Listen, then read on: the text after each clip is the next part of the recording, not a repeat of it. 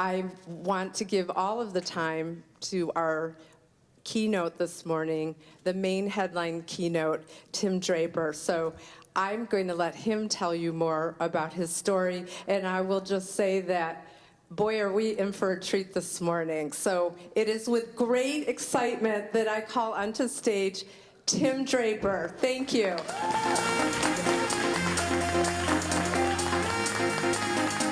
Thank you.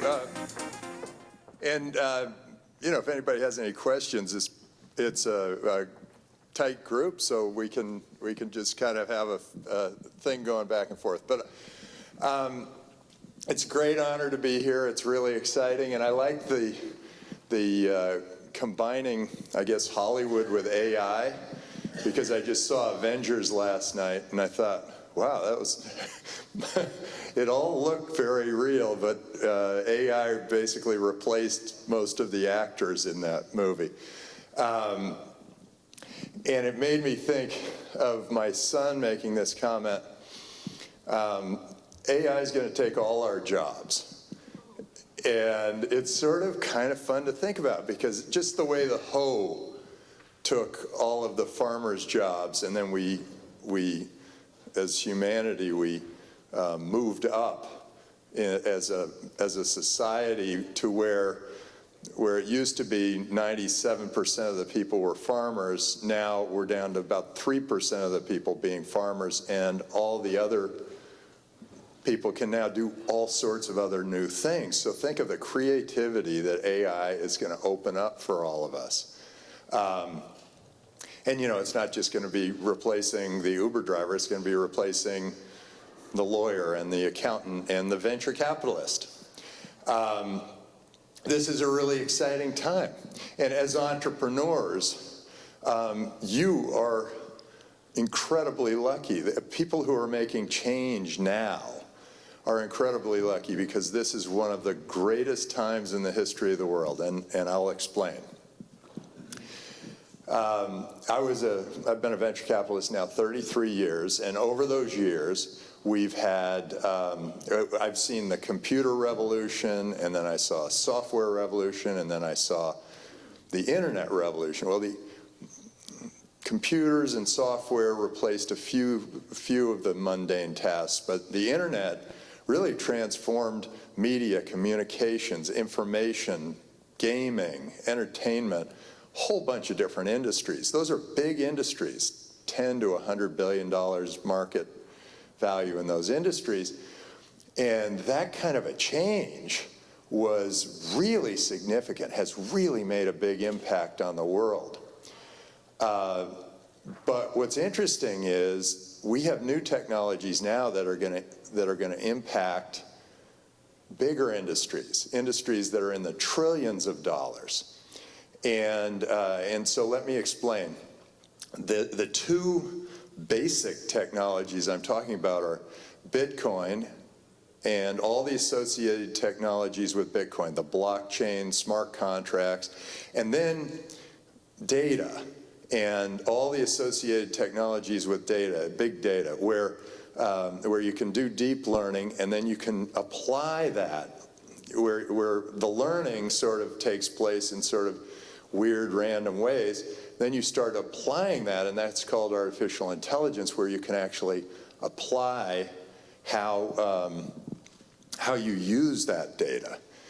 And so if you put artificial intelligence together with all those Bitcoin technologies, you start affecting the industries that were, as of now, really not really affected much by the other revolutions.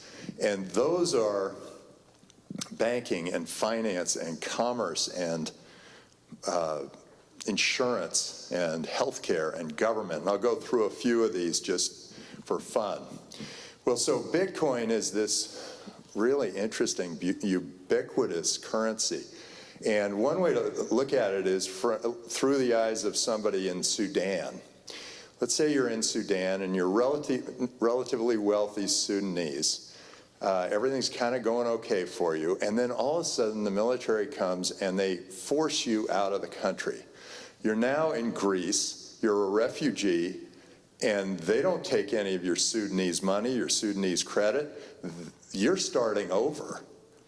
But if you had Bitcoin, you move over to that other country, and you can just pull down the Bitcoin, start your life again. It's a whole new way of thinking. You know, governments kind of get in our way in a lot of ways, and they can really impede progress. And at best, governments kind of let the progress run. At worst, they start to impede progress, which is kind of interesting. So then, now you've got Bitcoin. It is this transparent, open, decentralized currency. Decentralized is sort of the key word. Transparent means that it's honest. Like, it can't be affected by political forces. So we can now use a currency that is not politicized. First time in the history of the world that some government doesn't control your currency. And that probably doesn't mean that much to you here in America. But when I was at my son's accelerator Boost, and I met a guy from Argentina, and he said, yeah, in the course of my life, my family's fortune has disappeared 3 times. And he said, I'm only 30 years old.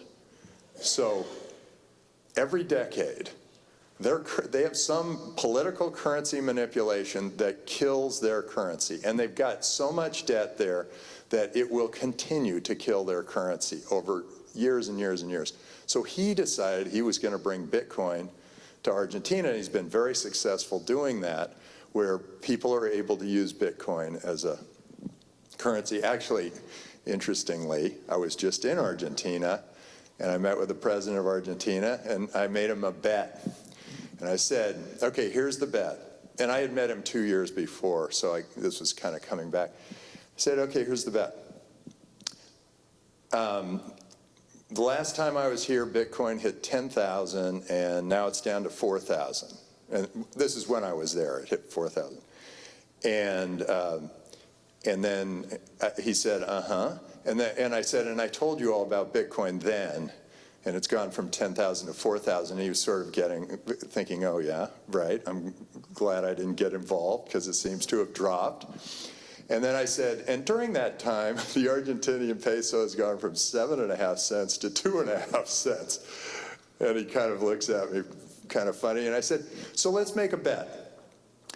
If in a year Bitcoin does better than if the Argentinian peso does better than Bitcoin over the next year, I will double my investment in Argentina. And he goes, yeah, okay. And then I said, but if Bitcoin does better, then you will make Bitcoin a national currency. And he kind of looked at me, he sort of said, oh, a crazy guy comes in. You know, he turns to the other guys in the room, and he goes, a crazy guy comes into my office and starts talking about it. And I said, the way Japan did. And he went, what? And he got all excited because all of a sudden there was this new possibility for him. Because, you know, he knows his economy is just saddled with this horrible currency and this horrible debt. But if somehow he can get the economy to work its way out of that, that could be really exciting. And then so he turns to his minister and he says, go set that up. You know, go talk. I said, you got to go talk to the Japanese president and figure out how he did it. And he said, go set that up. And so, you know, the conversation went on, and I said, you know, there's one other thing. And he goes, what? I said, the internet here is horrible. I was in a very fancy hotel, and the internet's just feels like dial-up. And then I said, and then I went to a great restaurant, and the internet was bad there too. And it's bad here. You know, we're sitting in the room, and I said, it's bad here. And I said, so, you know, what's your budget for infrastructure spending? And I said, just take that and turn it into 5G here. And then think of the message you send to the world. Bitcoin as a national currency, and 5G. And all of a sudden, you are the one place in the world every entrepreneur wants to come to start their business, and your economy will grow out of this debt. The debt will look like nothing. And so let's hope he listened. It was, oh, and on the way out, I said, well, so just so you remember, I'm the crazy guy. And he said, half crazy. That was kind of fun. So Argentina kind of got involved, has some Bitcoin, and it's starting to be a part of their economy, and that's exciting. Now there's another technology that comes with Bitcoin, and it's the blockchain. It's a perfect ledger, so it can keep perfect track of every transaction that happens in Bitcoin. And that can also be used for data too. It can be used to store data and make it a permanent record. So there are certain pieces of data you want that just don't move. Books, for instance, you don't want them to change because some politician decided to take some words out of the vocabulary of the people or whatever. So that's pretty exciting. And then the smart contract is like, simple smart contract is we make a bet on who's going to win the Warriors game against Houston, and you bet on the Warriors, I bet on Houston, and I lose, and we each put a Bitcoin up into the cloud. When the event happens, you get the 2 Bitcoin.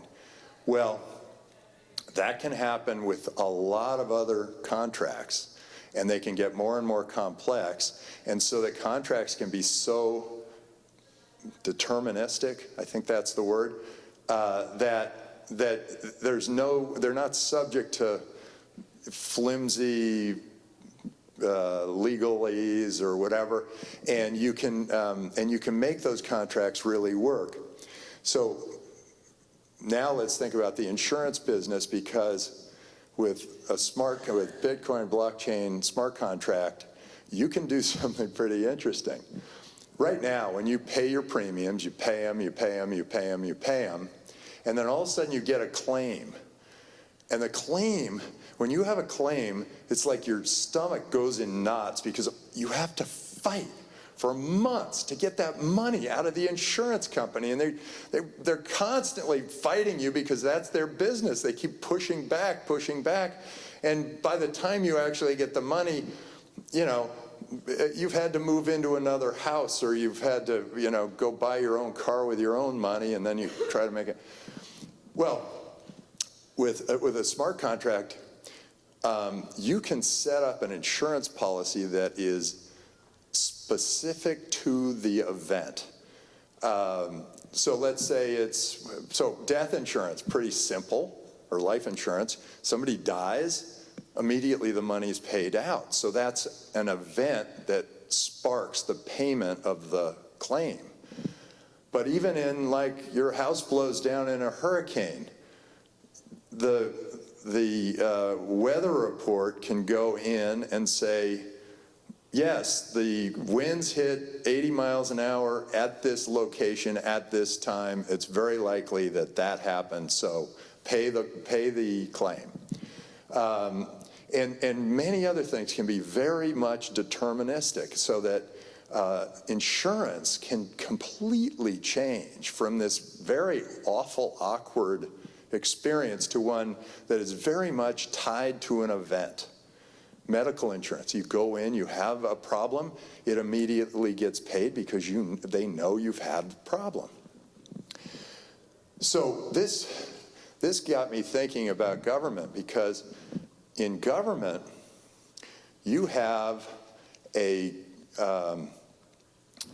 government, like 80% of what a government does is insurance. It's sort of keeping you, healthy, safe, whatever.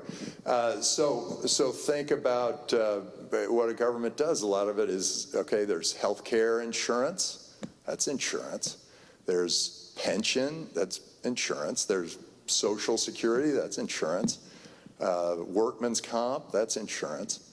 all these things can be done now by a government very efficiently, just in AI. And that changes the whole nature of government. You don't need all those government workers because it's already built in, and you don't have, and it's completely transparent, it's completely honest, and everybody's treated the same way. It is fair, honest, straightforward, and it's going to change the whole nature of insurance and, in that way, government. Here's something else to think about, is that governments now, that insurance doesn't really have to be tied to some physical location. You don't have to be tied for your medical insurance. It doesn't really have to be done in a certain geographic territory. It doesn't have to be done in California or the US or wherever. And so you can sort of free yourself from that and start thinking, well, yeah, where do I want to get the best medical insurance, or where do I want to get the best pension? So you might end up getting your pension from Chile and your medical insurance from Canada, and then you might get like your unemployment insurance, you might get that from some country that hasn't even been invented yet. And all of a sudden you've got this new way of thinking, so that governance is not just accountable, but it kind of operates very much the way the businesses operate that have to compete to deliver you water or create a table or create a smartphone, whatever. The government services can now be competitive, and they can be cross-border. I had the Prime Minister of Estonia come to Draper University of Heroes, the school that I created for entrepreneurs. And he came and he said, well, by instituting digital signatures, we saved 2% of our GDP. And then we did digital voting, and all the young people started to vote.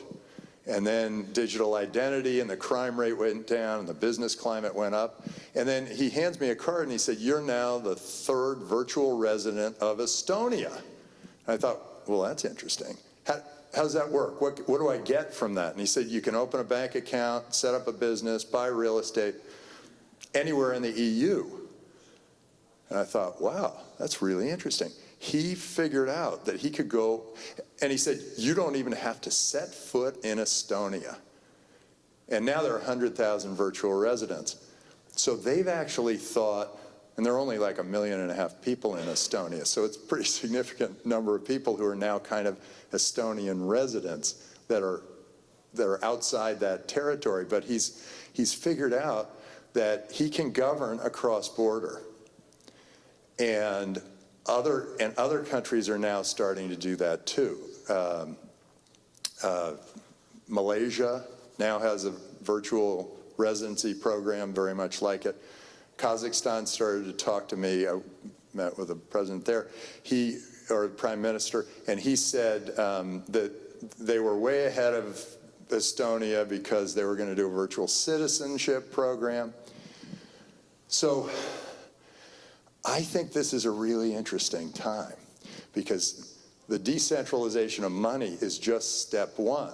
You're going to see all sorts of things decentralized, which means that we go from tribalism to globalism. We go from this thinking of being a part of a tribe, like it's us against them, and we keep these borders to keep ourselves secure, to we're all part of one world. We can all get our governance, our insurance, from wherever. And that kind of opens up the door to a big lift in humanity, where humanity can move to a much higher level. And the tribalism is going to go away. So imagine this. You'll talk to your grandchildren will say, what are all those booths? And you'll say, oh, that was customs. That's something you had to go through to get from one country to another, and the grandchild would just say, well, that's stupid. And I think that's the way the world's going to move. I'm going to hit one other thing, which is medicine. Yeah, question.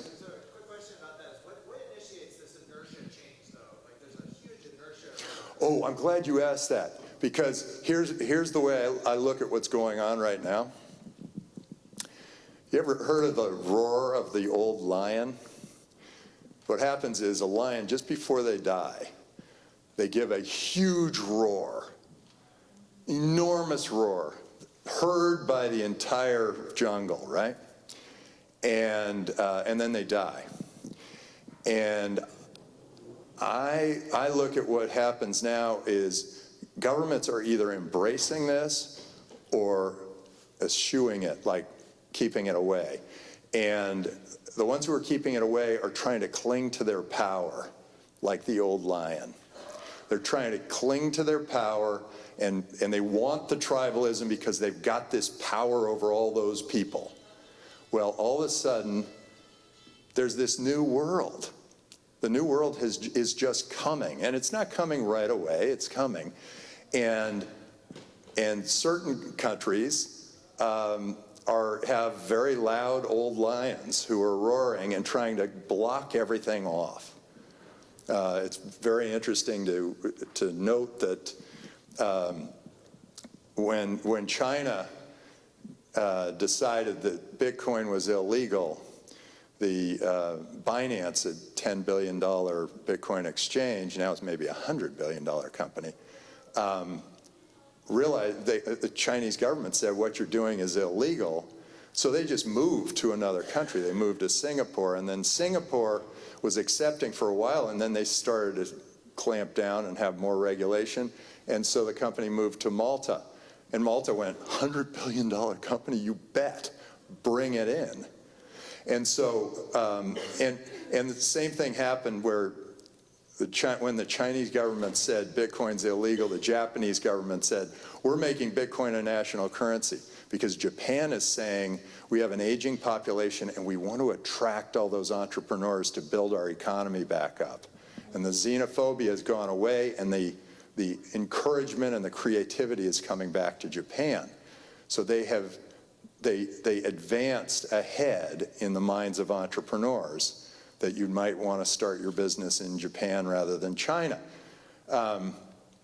U.S. has played sort of a half role, but every time we put another regulation down, we are stunning the growth of technology. I'll give you an example. We're dealing with SEC rules that are 80 years old. They're, you know, the Act of 33 and the Act of 40, they were to protect widows and orphans. I see the reason to protect the widows, but the orphans, they're trying to create a life. And the dollar hasn't worked for the millennials. You know, it didn't work. They come out in huge debt, all these things are wrong. All of a sudden there's this new currency, they say, that's my economy.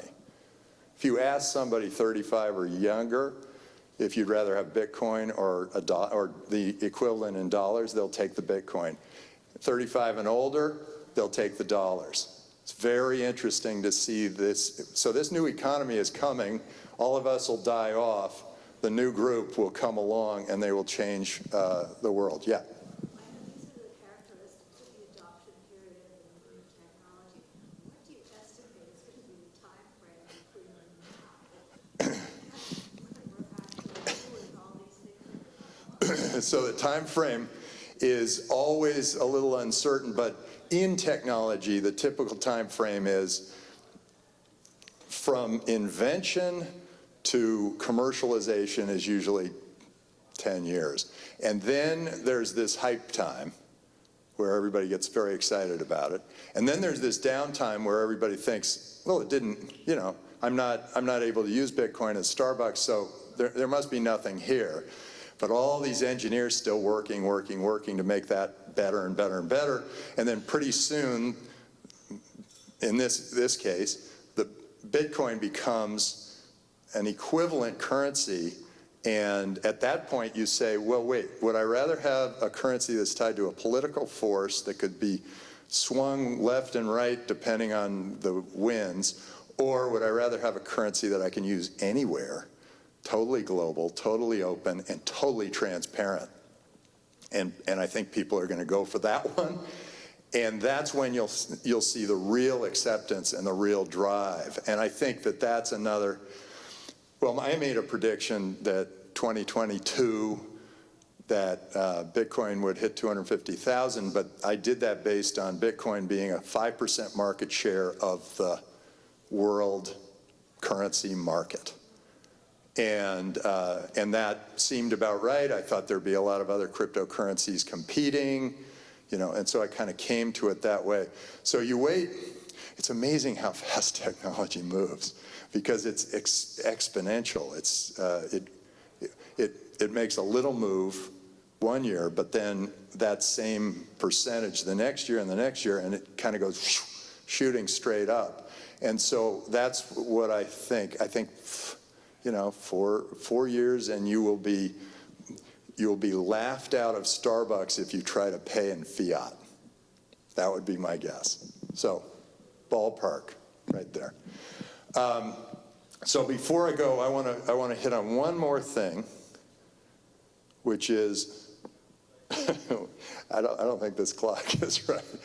It says I've got 25 minutes left, but you know, I think we're going to have to call it.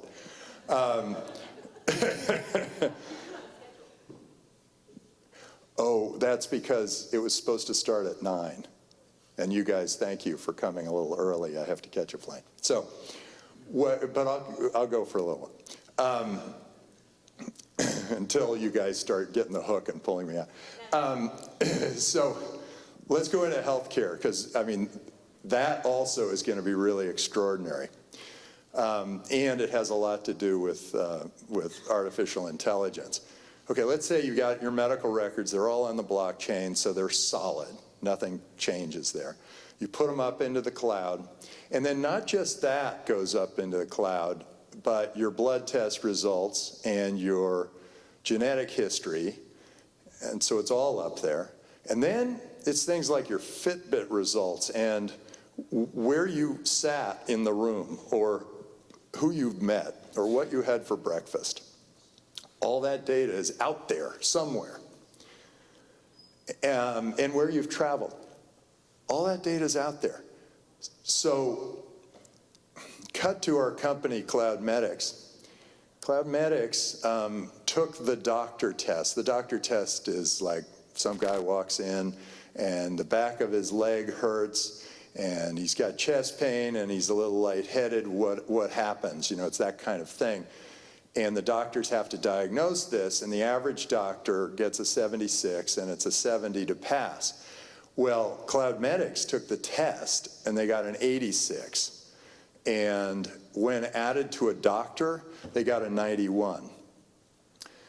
So long term, you're going to be looking at artificial intelligence creating a better tool for diagnostics than the doctor could ever provide, because the doctor's not, you don't have enough time in the doctor's room, doctor's office, to tell the doctor all the things that have already been recorded up in the cloud.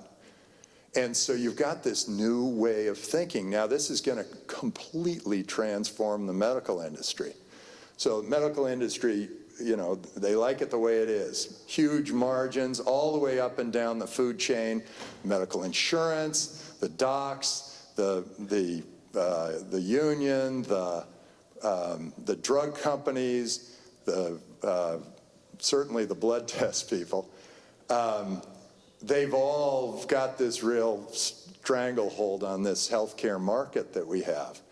And the quality of care continues to fall. And that kind of happens in an industry that where there's a monopoly or an oligopoly situation, or when the larger corporations and the government have been building the rules for a number of years. So that's basically, for drugs, it's really those major drug companies and the government that have made the rules for a long time. So it costs $1 billion to get you cure cancer. It's going to cost you $1 billion in 15 years before that cancer drug hits the market. You know there are many, many opportunities here for entrepreneurs, but they can't do anything because it costs so much to create a new drug. Well, I think that's going to really change if diagnosis is so specific to you.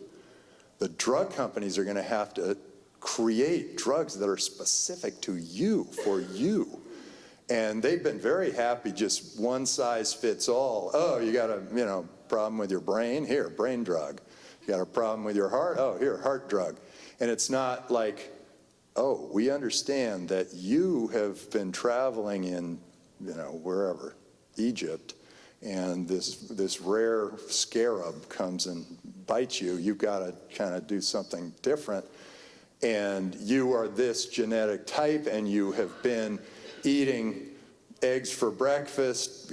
All those things are going to be in the data, and they're going to come back to you with this interesting way of thinking. Yes, question.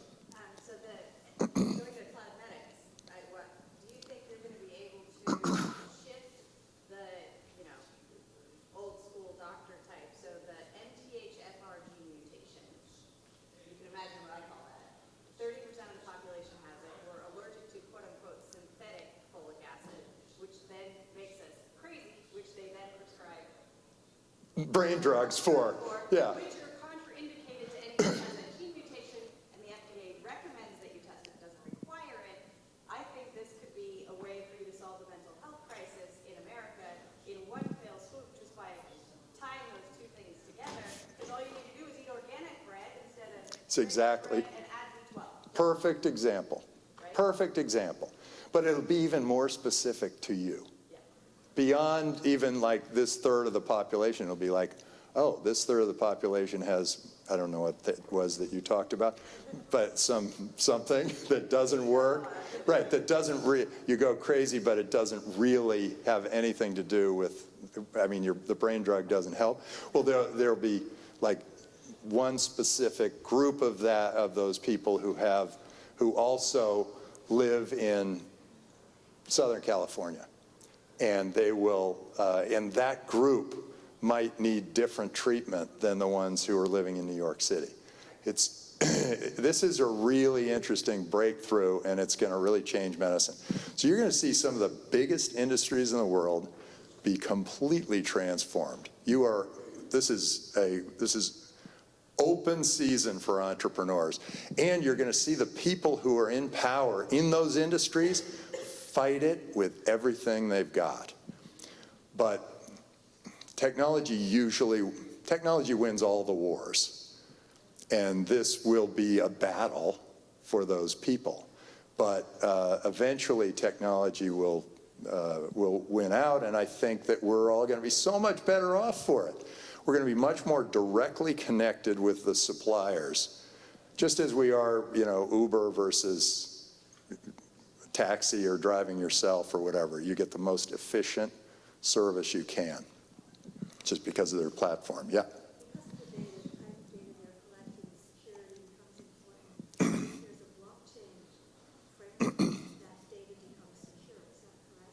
That is correct.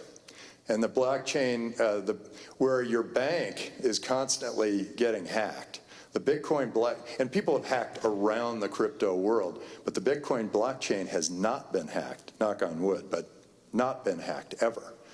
And so that is that is really secure data. So you can put it in there and say, look, I've got these 3 things I don't want the world to know about. In fact, you could pick and choose what you want the world to know about, but of course with your doctor, you're going to probably want the doctor to see the whole thing. Well, thank you. This was kind of fun. Yeah, great. So just think about this. We as a society are about to go through the greatest transformation of the world has ever known, except maybe the beginning of tribalism, the beginning of globalism. This creates so many interesting opportunities for all of us. And if AI takes your job, which it will, think about what you get to do because AI does all those mundane tasks. So, thank you.